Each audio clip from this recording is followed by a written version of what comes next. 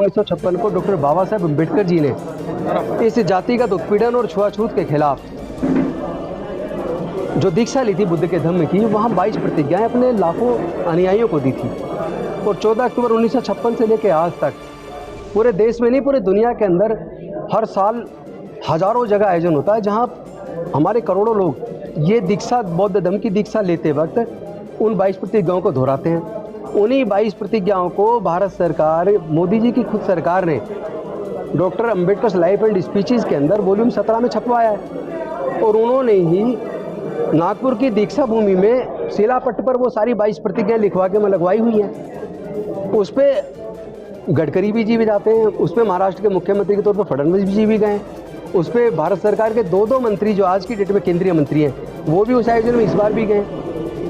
तो जिन प्रतिज्ञाओं को क्यों इतना बवाल मचाया इन्होंने, तो इन्होंने जो मेरे नेता अरविंद केजरीवाल जिन्होंने मुझे इतना सम्मान दिया और सहयोग दिया अच्छी योजनाएं बनाने में, चाहे वो जय भीम मुख्यमंत्री प्रतिभा विकास योजना बनाई हो, चाहे वो सीवर सफाई की मशीनें लाने वाला, सीवर में अंदर दिल्ली में उतरने पर रोक लगाने वाला मसला हो, तो जिन्होंने इतना मुझे सहयोग दिया, सम्मान दिया, उनको जिस तरह घसीटा गया, जबकि उनको पता भी नहीं है, उनका कोई लेना देना नहीं है, मेरी पार्टी का इस धम्म दीक्षा दिवस से कोई लेना देना नहीं है।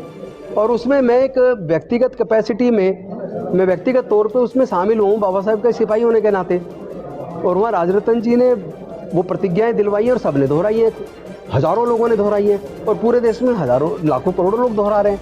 उसको पकड़ के मुद्दा बना के जिस तरह भारतीय जनता पार्टी मेरी पार्टी को, मेरे नेता अरविंद केजरीवाल को बदनाम करने की कोशिश कर रही है, इससे मैं आहत हुआ हूँ। क्योंकि एक तरफ हमारे लूट के हत्या और इस पे तो वो नहीं बोलते। आपने लिखा है मैं आज 2 बंधनों से मुक्त हुआ।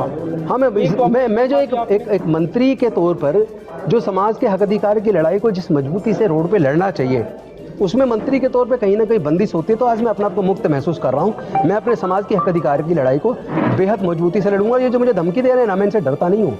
ये हत्या कर सकते हैं मेरी, मेरे परिवार की, लेकिन मैं अपने समाज के, अपनी बहन बेटी की इज्जत की लड़ाई को, मान सम्मान की लड़ाई को लड़ूंगा, चाहे इसके लिए मुझे कुर्बानी देनी पड़े। कौन धमकी दे रहा है आपको? मेरे, आप देखो ना ट्विटर पे, फेसबुक पे, और मेरे फोन पे देखो कितने फोन आ लिए धमकी के। आपने कुछ शिकायत कराई है? नहीं, शिकायत तो अब देखेंगे ना, गृह मंत्री जी देखेंगे। शिकायत आपके माध्यम से करवा तो रहा हूँ। आपने जो बोला कि जो आपकी पार्टी को या बदनाम करने की कोशिश हो रही है, आगे ऐसे कार्यक्रमों में भी आप जाएंगे तो फिर क्या? क्योंकि आप तो पार्टी अभी भी विधायक हैं। देखिए मेरी बात सुनिए, मैं डॉक्टर बाबा साहेब अम्बेडकर जी का सच्चा सिपाही हूँ।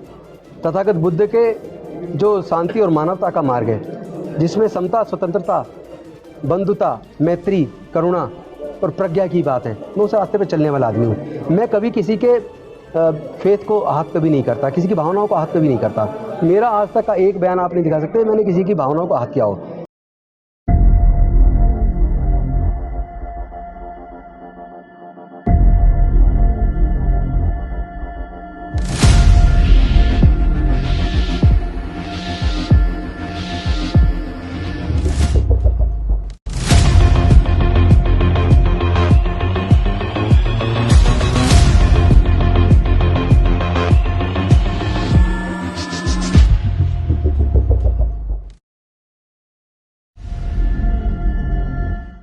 चाहे कोई हिंदू धर्म को मानने वाले हों, चाहे मुस्लिम को मानने वाला, ईसाई को, सिख को, जैन को, बौद्ध को, सबकी अपनी अपनी आस्था है। मेरी बुद्ध के धम्म के प्रति अपनी आस्था है। आपकी शपथ के बाद गुजरात में आम आदमी पार्टी कहीं ना कहीं घिर रही थी, तो आपको लगता है कि आपने एक तरह से कुर्बानी दी? नहीं, मुझे लगता है कि आम आदमी पार्टी जो जनता के हित में, शिक्षा के क्षेत्र में, स्वास्थ्य के क्षेत्र में, बिजली पानी के क्षेत्र में, महिला सुरक्षा के क्षेत्र में, या सामाजिक न्याय के क्षेत्र में जिस तरह के काम कर रही है, वही कामों से मैं समझता हूँ डॉक्टर बाबा साहेब अम्बेडकर के सपने साकार होंगे। उनको रोकने की झूठी एक कहानी बनाकर जिस तरह बीजेपी कोशिश की, बीजेपी ने लोगों के मान को ठेस पहुंचाई, उससे मैं आहत हुआ हूँ, इसलिए मैंने इस्तीफा दिया। पार्टी की तरफ से क्या कोई इसके लिए दबाव था आप पे? नहीं, मेरे ऊपर कोई दबाव नहीं है। मैं एक वकील हूँ पेशे से। इसके बाद क्या कोई आपके नेता से बात हुई अरविंद केजरीवाल से इस बारे में? मंत्री जी अभी, मुख्यमंत्री जी अभी रैली में हैं गुजरात में। मैंने अपना उनको भेज दिया है, अपना ये दो पेज के पत्र में मैंने सब कुछ लिख के उनको भेज दिया है। अभी वो अभी मंच पे मैंने नहीं देखा। पहले उस विवाद को, इस पूरे मुद्दे को लेकर क्या कोई बातचीत हुई थी अरविंद केजरीवाल से आपकी, या अपनी तरफ से? नहीं, देखिए मैं तो एक कट्टर देशभक्त व्यक्ति हूँ और डॉक्टर बाबा साहेब अम्बेडकर और तथागत बुद्ध की शिक्षाओं को मानने वाला हूँ और उसमें मेरी आस्था है। तो मैं विचलित नहीं होता। कल अरविंद केजरीवाल विचलित जो लोग हो रहे हैं वो उल जलूल हरकतें कर रहे हैं, धमकी दे रहे हैं। केजरीवाल ने वहाँ पे एक बात कही कि मैं कट्टर, मतलब जैसे धार्मिक रूप से भी उन्होंने बताया कि जन्माष्टमी को मेरा जन्म। मैं भी तो कट्टर धार्मिक हूँ, मैं तथागत बुद्ध के धर्म को मानता हूँ। फर्क सिर्फ इतना, सबका अपना अपना धर्म है। जैसे वो लोग कट्टर है अपने धर्म के प्रति, मैं तथागत बुद्ध की शिक्षाओं के प्रति कट्टर हूँ। स्वेच्छा से इस्तीफा अपना जी, मैंने अपनी शिक्षा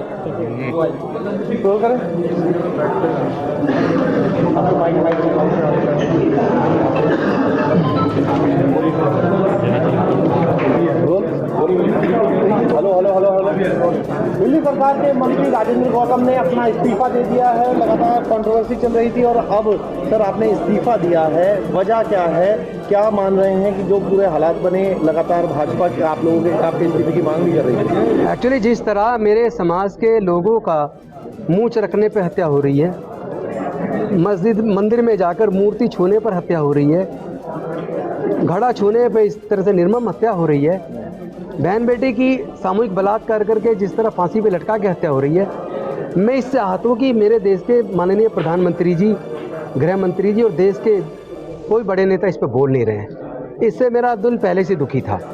और ऊपर से जो सामाजिक इस भेदभाव, छुआछूत, ऊंच नीच और पूरे जीवन में जो इस तरह का उत्पीड़न डॉक्टर बाबा साहब अम्बेडकर जी ने झेला और उसके बाद उन्होंने देखा कि कोई सुधार की संभावनाएं नहीं है, तो उन्होंने 14 अक्टूबर 1956 को बुद्ध के धम्म की दीक्षा ली और वो 22 प्रतिज्ञाएं अपने समाज के लाखों अनुयायियों को दिलाई। और तभी से हर साल अशोक विजयदशमी पर ये आयोजन होता है जहां ये 22 प्रतिज्ञाएं दिलवाई जाती हैं। और यहाँ तक कि भारत सरकार ने, मोदी जी की खुद के केंद्रीय मंत्री जी ने वही 22 प्रतिज्ञाएं डॉक्टर बाबा साहब का लाइफ एंड वो स्पीच, राइटिंग्स एंड स्पीचेज के अंदर वॉल्यूम 17 में छपवाई है। और वही 22 प्रतिज्ञा भारत सरकार ने नागपुर की दीक्षा भूमि में एक शिलापट पर लिखवा के लगाई है। उन 22 प्रतिज्ञा को जिसको आप खुद छाप रहे हो, खुद शिलापट लगा रहे हो, उन्हीं को आप आधार बना के आज जो है राजनीति के लिए गंदी राजनीति कर रहे हो उसके आधार पे। और अरविंद केजरीवाल जी का या मेरी पार्टी को बदनाम करो, जबकि उनका इसको इससे लेना देना नहीं है बौद्ध धम्म दीक्षा से। मैं भी व्यक्तिगत कैपेसिटी में उसमें गया हूँ, मंत्री के तौर पर तो नहीं गया। मतलब उनको जानकारी भी नहीं थी? नहीं, उनको जानकारी भी नहीं थी। और इस तरह उनके ऊपर मतलब इस तरह का आरोप लगाना ये बहुत थर्ड क्लास गंदी राजनीति है। अरविंद केजरीवाल डॉक्टर बाबा साहब अम्बेडकर के सपने को पूरा करने के लिए शिक्षा के क्षेत्र में, स्वास्थ्य के क्षेत्र में और महिला सुरक्षा के क्षेत्र में, बिजली पानी के क्षेत्र में, सामाजिक कल्याण के क्षेत्र में जिस तरह के काम कर रहे हैं, मुझे लगता है उन्हीं कामों से डॉक्टर बाबा साहब अम्बेडकर के सपना साकार होगा।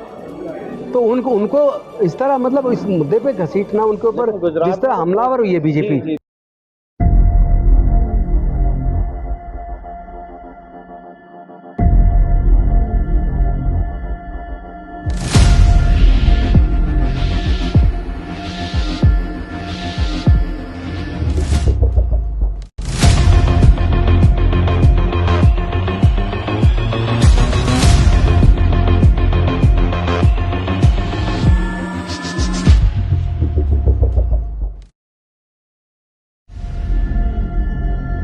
ये हमला उनके ऊपर नहीं है, ये भारत के सभी लोगों के ऊपर हमला है। लोगों के, मुझे लगता है आस्था पे तो हमला उन्होंने किया है। इस तरह की वो उन्होंने बड़े बड़े होर्डिंग लगा दिए, तो जब वो पोस्टर पे ये सारा लिख के लगा रहे हैं तब आस्था ही नहीं जा रही क्या?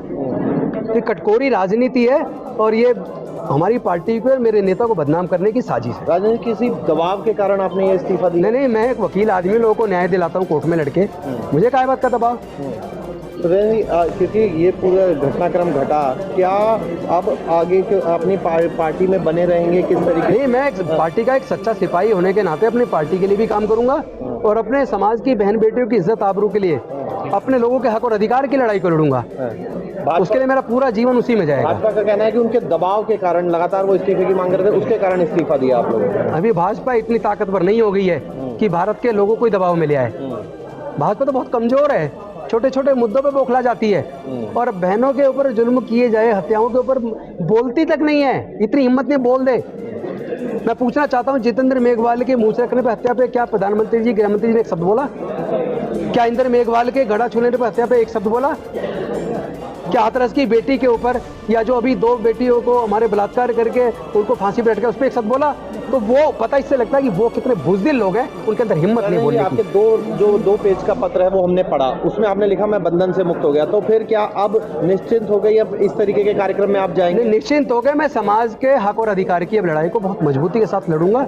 मेरे समाज के हक अधिकार छिन रहे हैं, उत्पीड़न हो रहा है, मैं उस उत्पीड़न के खिलाफ न्याय की लड़ाई को लड़ूंगा। कोर्ट में एक वकील के तौर पे भी लड़ूंगा, ये कहा और एक विधायक के तौर पे अपनी विधानसभा में उठाऊंगा, और हर मंच पे जाके पूरे देश के अंदर उठाऊंगा। ये कहा गया कि जो आहत हुई हैं भावनाएं उसके इस पूरे घटनाक्रम के आहत तो हमारी हुई है कि उन्होंने एक झूठा प्रपंच रच के मेरे नेता अरविंद केजरीवाल को की गरिमा को गिराने का कोशिश की। मेरी पार्टी जो समाज कल्याण के लिए इतने अच्छे काम कर रही है, जो शिक्षा और स्वास्थ्य के क्षेत्र में इतने अच्छे काम कर रही है, उसकी रेपुटेशन को डाउन करने की इन्होंने एक कोशिश की है। एक ऐसा अपराध इन्होंने किया है जिससे मेरे पूरे समाज के, पूरे देश के लोग आहत हैं। तो मेरे समाज के लोग, मेरे देश के लोग बीजेपी को जवाब जरूर देंगे, उनको खामियाजा भुगतना पड़ेगा, देखिएगा। क्या ये गुजरात को मैं पूछना चाहता हूं उनको, डॉक्टर बाबा साहब अम्बेडकर से, दलित पिछड़ा आदिवासियों से उन्हें नफरत क्यों है? तो ये क्या गुजरात चुनाव का दबाव था आप लोगों पे भी इस तरीके? नहीं, मेरे पे किसी प्रकार का कोई दबाव नहीं है। मैं अपने समाज की लड़ाई को एक विधायक के तौर पे भी और एक वकील के तौर पे भी लड़ूंगा। तो आप ये निश्चित कर रहे हैं कि आपकी पार्टी का इससे लेना देना नहीं? नहीं, पार्टी की ये जानकारी, मेरा मुख्यमंत्री की जानकारी, ये भी आरोप है मुख्यमंत्री की ये जानकारी? मुख्यमंत्री की जानकारी में नहीं था। ये मेरे समाज का प्रोग्राम था और वो हजारों जगह हो रहा है। आज भी लखनऊ में मैं गया नहीं हूँ, मैं तो उसमें भी एक अतिथि के तौर पे उसमें भी इन्वाइटेड था। संक्षेप में फिर समझा दीजिए, फिर इस्तीफा क्यों देना पड़ा जब आपको लग रहा है कि सबसे? नहीं, मुझे लग रहा है कि मुझे मेरे समाज की हक और अधिकार की लड़ाई के लिए अब रोड पर उतरना होगा, इसलिए दिया है। तो राजेंद्र गोपाल गौतम